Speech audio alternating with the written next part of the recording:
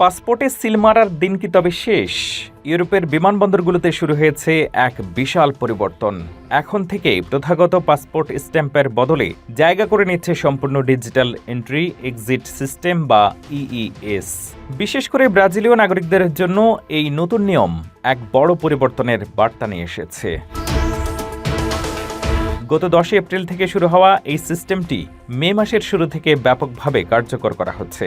নতুন নিয়ম অনুযায়ী ভিসামুক্ত ভ্রমণের সুবিধা থাকলেও ব্রাজিলীয় পাসপোর্টধারীদের যাত্রার অন্তত 72 ঘণ্টা আগে অফিসিয়াল ইইউ ট্রাভেল অ্যাপের মাধ্যমে প্রাক নিবন্ধন করতে হবে। নিবন্ধনের পর প্রাপ্ত কিউআর কোডটি বিমানবন্দরে দেখাতে হবে এবং সেখানে আঙ্গুলের ছাপ ও ফেসিয়াল রিকগনিশন বা চেহারা শনাক্তকরণ প্রক্রিয়ার মধ্য দিয়ে যেতে হবে। ভ্রমণ সংস্থাগুলো একে একটি গেম চেঞ্জার হিসেবে বর্ণনা করছে।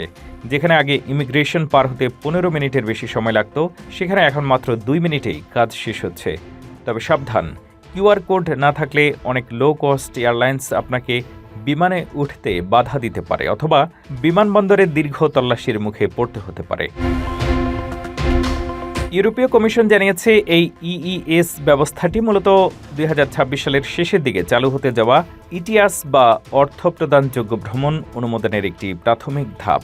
শুধু ইউরোপ নয়, ব্রাজিল নিজেও তাদের পর্যটন খাতকে ডিজিটালাইজ করছে এবং রিও ডি জেনেরিও বিমানবন্দরে বায়োমেট্রিক বোর্ডিং গেট স্থাপনের পরিকল্পনা করছে। কাগজবিহীন ভ্রমণের এই নতুন যুগে প্রবেশের জন্য আপনি কি প্রস্তুত? ইউরোপ ভ্রমণের আগে অবশ্যই আপনার কিউআর কোড নিশ্চিত করুন।